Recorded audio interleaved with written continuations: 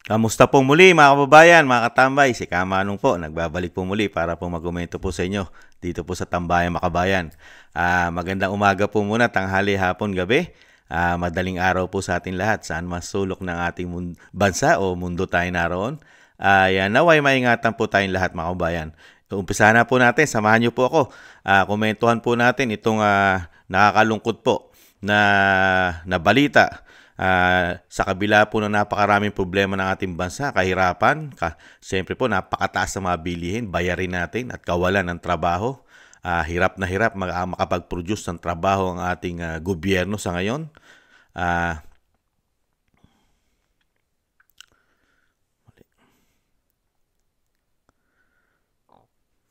Kamusta pong muli mga kababayan? Nagbabalik po muli ang inyong katambay, si Katambay Manong po para po magkomento dito po sa Tambayan Makabayan.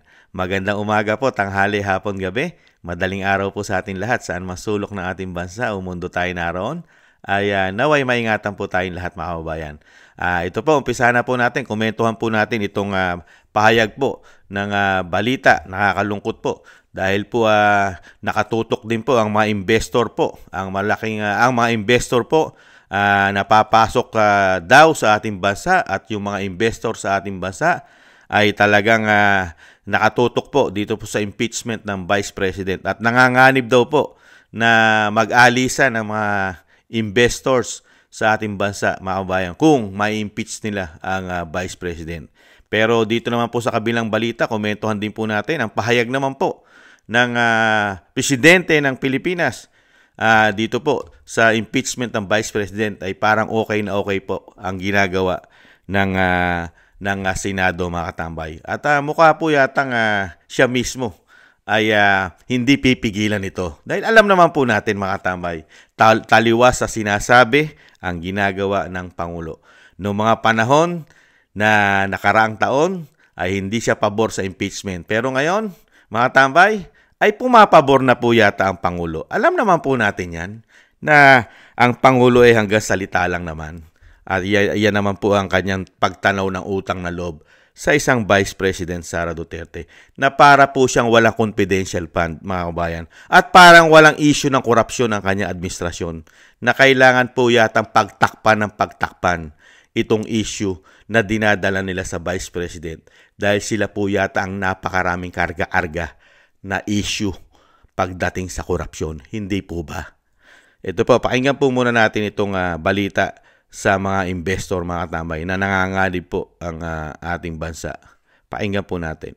Pangamba ang mga investor sa Pilipinas sa gitna ng ginagawang pag-uusig kay Vice President Sara Duterte. Partikular na sa issue ng impeachment nito.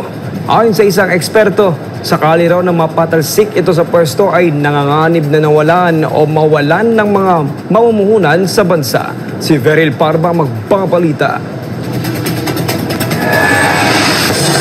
Isa sa malaking dahilan ng pagbagsak ng foreign investment sa Pilipinas ay ang political instability na nangyayari sa kasalukuyan sa pagitan ng mga nakaupong opisyal ng pamahalaan. Mainit na usapin ngayon ang pagpapatalsik kay Vice President Inday Sara Duterte na pinagkakaisahan ng mga kaalyado ni Pangulong Ferdinand Marcos Jr. Sa eksklusibong panayam ng SMNI News, sinabi ni Professor Mario Ferdinand Pasion, isang geopolitical at economic risk consultant, na marami siyang nakausap ng mga investor kung saan malaki ang kanilang pangamba na mamuhunan sa Pilipinas kung sakali mang ma-impeach ang pangalawang Pangulo.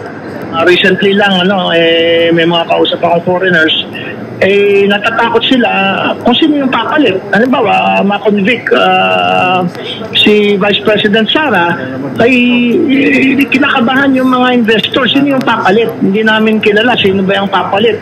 Walang nakakaalam kung sino yung papalit. Magiging Vice President na most probably magiging presidente sa 2028 kasi that is the second highest position in the land. Binigyang din ni Pasion na dapat maging patas ang gagawing paglilitis ng mga mambabatas dahil kung hindi ay magiging dahilan ito ng pagkawala at pag-atras ng mga foreign investors sa Pilipinas. Halimbawa, naipakita ng kampo ni Vice President Sara na talagang wala namang totoo sa ina-allege laban kay Vice President Sara, pagkatapos na-convict pa rin siya, ay baka hindi lamang sa hindi papasok yung ibang foreign investors, baka yung mga nandito na, baka mag-withdraw pa. Samantala, sa kabila nito ay kumpiyansa siya na maipapanalo ng bise ang kinakaharap na impeachment trial dahil anipasyon, si VP Sara ay abogado mismo at maliban dito, di kalibre at hindi rin basta-basta ang mga abogado ng bise. I think kayang-kayang ipaliwanag ni Vice President yung side niya. May laban ng Vice President Sara. Sa ngayon ay tila hindi pa tiyak kung matutuloy ang nasabing impeachment trial dahil ani Senate President Francis Chis Escudero, nasa kamay na ng 20th Congress ang desisyon. Yan po mga tambay. Yan po ang pahayag po ng mga eksperto na mga mamumuhunan po o sinasabing mag-i-invest sa ating bansa. Yung mag-i-invest pa sana, nalaman naman po natin, nakita talagang hirap na hirap po. At talagang kakarampot ang pumapasok na investor sa ating bansa. Dahil po sa sitwasyon ng ating bansa. Napakarami po kasing issue. Pamumulitika. Lalong-lalo yung ginawa nila sa dating Pangulong Duterte. At may issue pa po ang Pangulong Marcos na hindi pa niya tinutuldukan ang issue niya sa pulburon at sa coke. Mga katambay. At ito naman po ang pahayag ng Pangulo about po sa impeachment ng Vice President Sara Duterte. Mga katambay. Pakinggan naman po natin ang Pangulo. PM kumpiyansa na tatawid sa 20th Congress ang impeachment proceedings kay VP Sara. Si Eden Santos sa detalye ng balita. Naniniwala si Pangulong Ferdinand Marcos Jr. na maaaring tumawid ng 20th Congress ang impeachment proceedings kay Vice President Sara Duterte. Sa ambush interview, sinabi ni PBBM na malinaw namang hindi kakayaning tapusin ang impeachment trial bago dumating ang bagong batch ng mga senador. Para sa Pangulo, wala siyang nakikitang kontrobersiya kung umabot o tumawid ang paglilitis laban kay VP Sara sa 20th Congress. Tinitignan naman ng Pangulo ang hakbang ni Senate President Chis Escudero kung papaano magsasagawa ng mapayapang transition mula sa 19th patungo sa 20th Congress. Gayunman, idiniin ng Pangulo na sa desisyon pa rin ng mga senador kung ano ang kahihinatnan ng impeachment kay VP Sara. It is very clear that it will. Because there's no way that even if they start the trial now, that they will finish it before the new senators come in. So, well, again, the senators will decide. Bago naman ang ambush interview, Tingnan niyo ba mga tambay? Talagang ang Pangulo masasabi po natin na napakasinungaling po, di umano. Di ba? Sa kabila po ng mga nakaraang panahon, nakaraang taon, ay talagang di po ba nagdaos pa nga ng protesta ang Iglesia ni Cristo about po sa impeachment, di ba? Dahil sinasang-ayunan po ng Iglesia ni Cristo ang pahayag ng Pangulong Marcos about po sa impeachment na hindi po sinusuportahan ng Pangulo ang impeachment ng Vice President. Pero po ngayon, kampante po ang Pangulong Marcos sa impeachment po ng Vice President na kailangan po ito itawid hanggang sa 20 Congress, mga tambay. Nakita niyo po kung anong klaseng Pangulo meron tayo. Ibang klase. Walang isang salita. Yung isinalita ay nilalamon din po, mga kabayan. Ganyan po. Dahil planado po nila yan eh. Planado po. Sila po yan eh. Di po ba? Sila po ang nagplano niyan. Hindi po ba? Grabe, no? Talagang yung ginawa po nila sa Vice President, galing po talaga sa kanila. Napakagaling po pala nila magplano, di umano. Sila po, yung confidential fund nanggaling po sa Office of the President. Galing po sa Office of the President ang confidential fund na pinukpok at pinukpok po nila yan. Binira nila na sinasabi nilang may anomalya. Yung sinasabi pong December ay ibinigay nila ito sa Office of the Vice President. Di po ba? Sa kanila po, sa kanya galing mismo yung confidential funds sa opisina ng Presidente.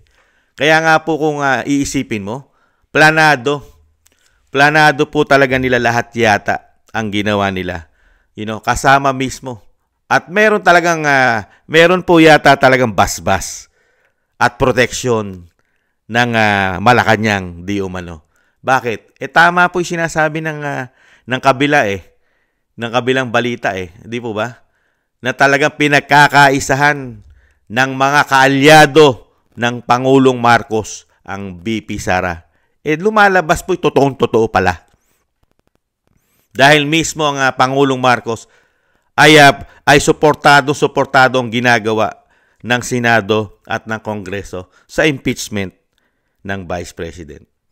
At walang pakialam ang Pangulong Marcos yan. Kahit na ang ekonomiya natin ay bumagsak, wala naman silang pakialam sa ekonomiya.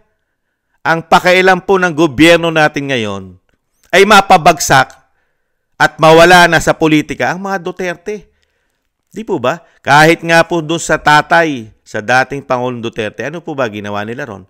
Kahit nga po isang damukan na paglabag ng batas, proseso ng batas ay hindi nasunod sa paghuli sa dating Pangulong Duterte, di po ba ginawa pa rin nila dahil doon sa plano nila na pagpapatapon kahit walang jurisdiction sa ating bansa ang ICC? Di po ba nagawa nila? Ganyan po sila katindi. Di umano sa sobrang kagahaman, greedy sa kapangyarihan, di ba? Sa power. Yan po ang lumalabas. Di po ba?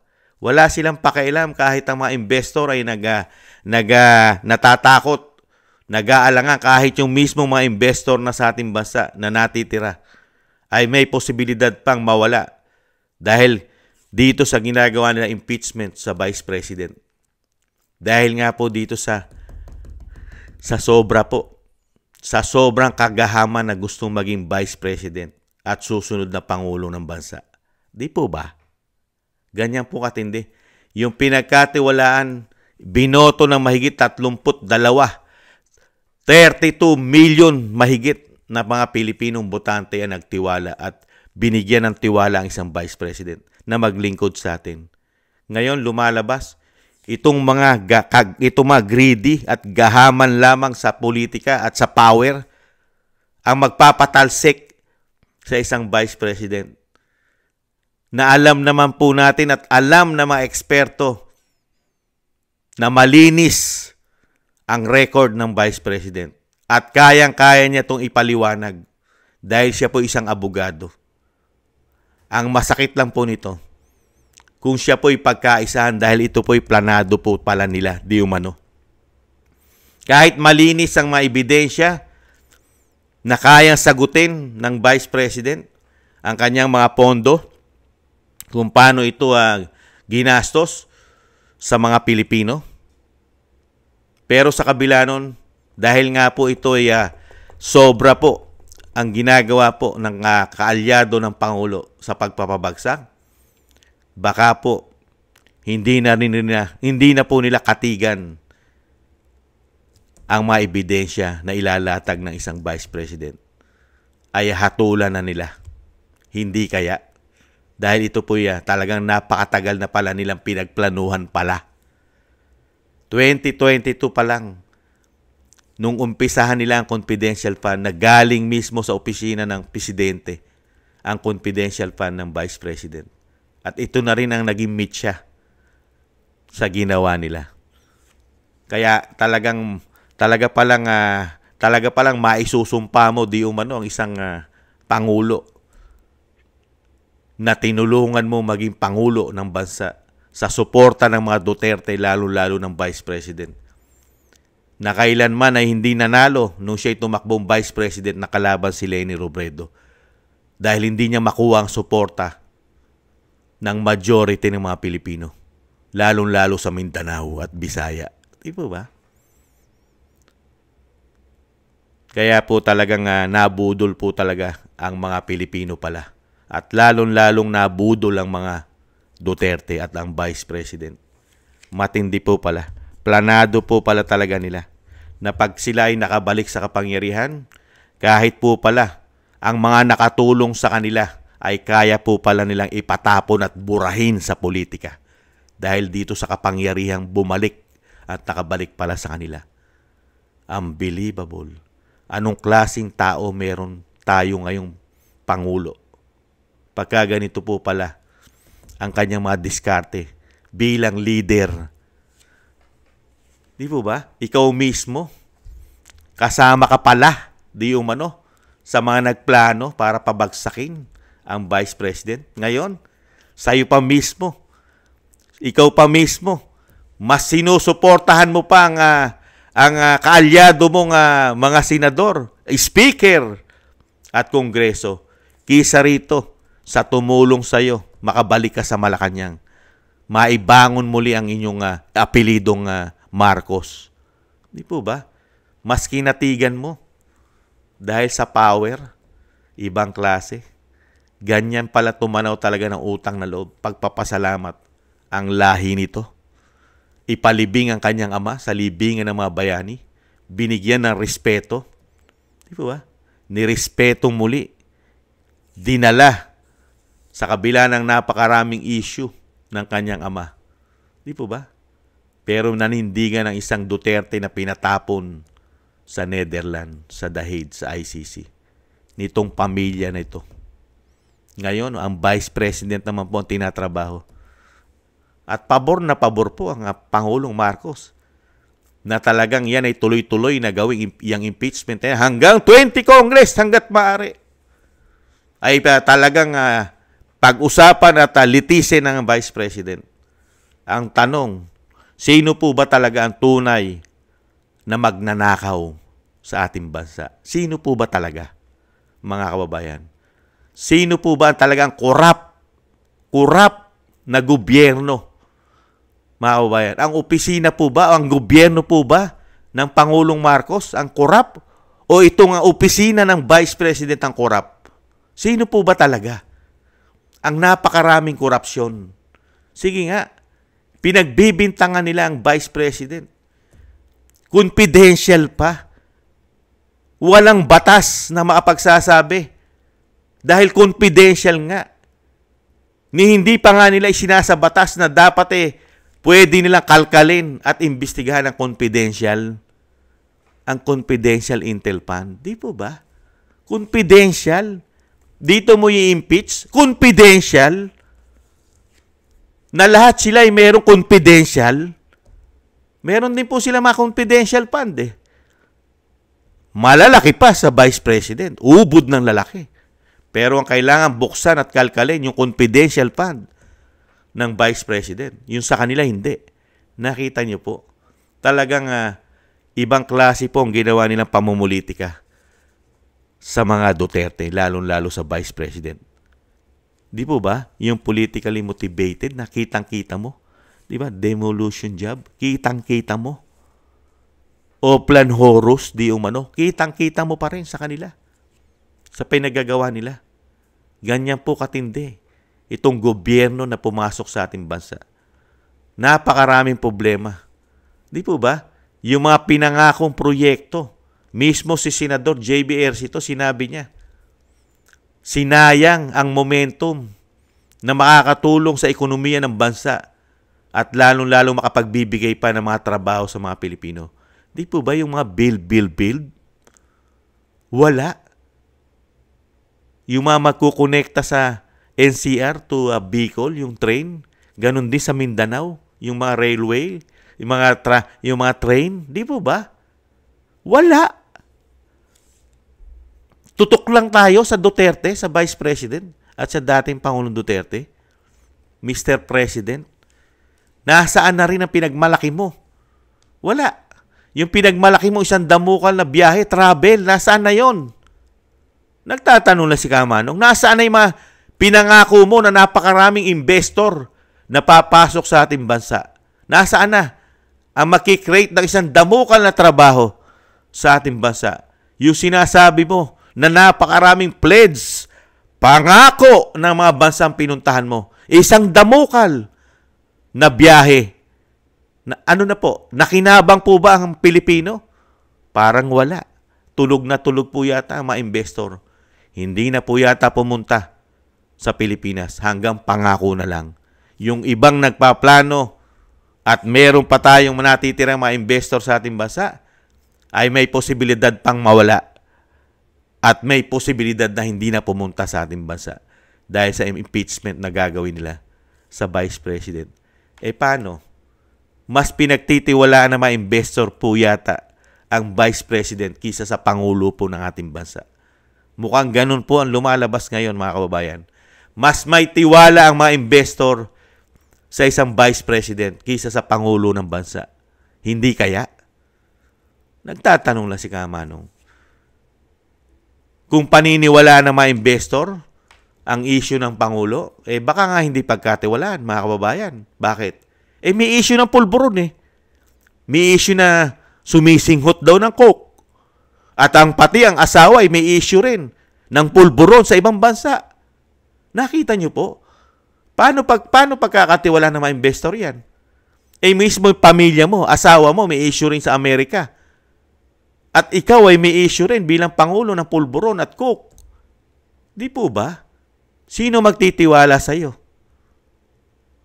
Ang nagtitiwala na lang sa iyo, yung mga kapwa mo, yata, sakim, greedy, sa kapangyarihan. Di po ba? At gamit-gamit ang lahat na kaalyado mo yata. Di po ba?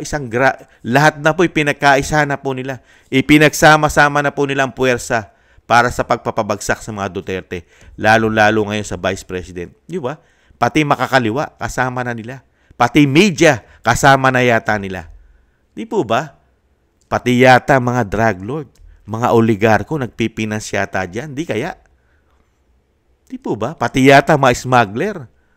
Hindi kaya? Lalong-lalo ang mga korap na mga politiko na talagang gustong-gusto nila maging Pangulo ang ganitong klaseng Pangulo. Dahil wala silang problema sa korupsyon. Wala nga investigasyon ng mga korupsyon nila, di umano, na nakita natin sa loob ng 3 taon. Sino hindi makakagustong Pangulo riyan? Di po ba? Lalong-lalo kung ikaw ay magnanakaw at korap. Gustong-gusto mo pagka ganyan ang Pangulo, di umano. Di po ba? Dahil mismo, yung Malacanang ay may issue po ng isang damukal na korupsyon. Di po ba? Pati sa labas ng bansa may issue. Di ba? Hindi lang naman sa loob ng bansa natin may issue ng korupsyon. Ang Pangulo. Pati po sa labas ng bansa. Lalo-lalo po mga tagong yaman nila. Di ba? Pumutok sa Hong Kong yung 350 tons of gold na money laundering ang lumalabas. Di po ba?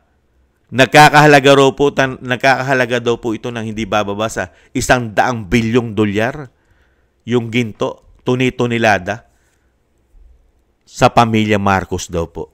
Nakita niyo po kung sino ang merong karga-karga na napakaraming issue ng korupsyon sa labas ng bansa, sa loob ng bansa.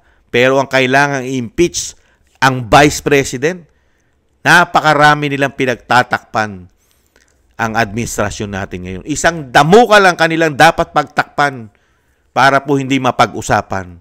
Issue ng asawa sa Amerika, issue ng Pangulo sa issue ng korupsyon, pulburon, coke, issue ng korupsyon sa kapulungan ng Senado at Kamara, lalong-lalong ginawa nila sa 2025 national budget. Di po ba napakarami ipagtatakpan? At ang ginawa nila na paglabag sa proseso ng batas, lalo-lalo hindi nakakuha ng tamang proseso o due process ang dating Pangulong Duterte sa pagkidnap dito. Yan ang lumalabas sa findings ng Senado. Pinagtatakpan din nilang pag-usapan yan. Gamit din ngayon ang walang kamatayang araw-araw, oras-oras na pinag-uusapang impeachment ng Vice President. Hindi po ba? Lahat ay kailangan pagtakpan ang anomalya nila. Kaya lang po may katapusan yan. Di po ba? Mismo ang dating Pangulong Duterte, ano sinasabi? Ang lahat ay may katapusan. Lalong-lalo ang mga pinaggagawa nila. Lahat yan ay may katapusan at may kaparusahan. Panapanahon yan. Hindi lahat ng panahon ay puro masasama ang mangingibabaw sa ating bansa. Mangingibabaw ang kabutihan. Di po ba? Hindi puro masama. 3 taon po yata tayong nakakita na ang nangingibabaw sa ating bansa ay puro kasamaan yata. Hindi kaya, mga kabayan? Yan po mga kabayan na nakakalungkot. Nakita po natin ang nangyayari ngayon sa ating bansa, mismo sa balita. Pati po mga investor ay nanganganib po na mawala pa sa ating bansa at tuluyan ang hindi pumasok sa ating bansa sa ginagawa nilang grabing pamumulitika sa Vice President na samantalang sila ang dapat ma-impeach. Hindi po ba? Sila ang dapat ma-impeach, hindi ang Vice President. Sa dami na karga-karga nila. Issue na walang investigasyon sa kanila. Dahil nga po sila'y magkakakampi, magkakaalyado, magkakaisa sa lahat ng issue ng korupsyon ay magkakasama yata silang lahat. Hindi kaya? Nakita nyo po, Pangulo, napakagaling ng Pangulo. Magaling yata mambudol. Hindi kaya? Muli po mga tambay, maraming salamat po sa mga nakagusto po ng ating Tambayang Makabayan sa YouTube at TikTok. Ganun din po sa mga nagko-comment, like, share, and subscribe. Thank you po. At ganun din po sa ating mga subscribers. Maraming salamat po sa inyo mga kababayan. Maraming salamat po. Mabuhay po kayo. At thank you rin po sa mga tumatangkilik po sa ating Tambayang Makabayan. Thank you po mga kababayan. At syempre po, shoutout po sa mga nagbibigay naman po ng biyaya sa ating sa inyo pong lingkod. Maraming salamat po. Shoutout po. Kingston 123 ng Hong Kong, Eric Hershaw ng Canada, Jake Yahut 4531 ng Maisog, California, USA, Gina Ray Solid DDS ng Berlin, Germany, Julieta Celona ng Sydney, Australia, Baby Roman Ate Isa ng Cagayan, Jem Aris ng United Arab Emirates, Jobilin Watanabe ng Japan, ako si Pilam, Annie Jo, Teodorico Erguisa Jr., si Arpel Villacorta, Wills Bubbles 5697, Rosalina Team 888, Michelle Yamaguchi Vlog. Maraming salamat po mga kababayan sa mga biyaya po na inyo pong pinagkakaloob sa inyong lingkod. Mag-ingat po kayo, ingatan nawa po. At syempre po mga kababayan, bago po tayo magtapos, isama po natin sa ating pong dasal at panalangin na maingatan po ang pamilya Duterte at makauwi na po sa lalong mabilis sa ating bansa ang dating Pangulong Duterte. Isama po natin sa ating mga panalangin at dasal. At muli po mga tambay, magpapaalam po munang muli ang inyong katambay sa muli pong pagbabalik po natin at pagbablog. Samahan niyo pong muli ang inyong lingkod. Maraming salamat po. Ingat po tayo mga kabayan. Ingat po. Paalam. Bye-bye.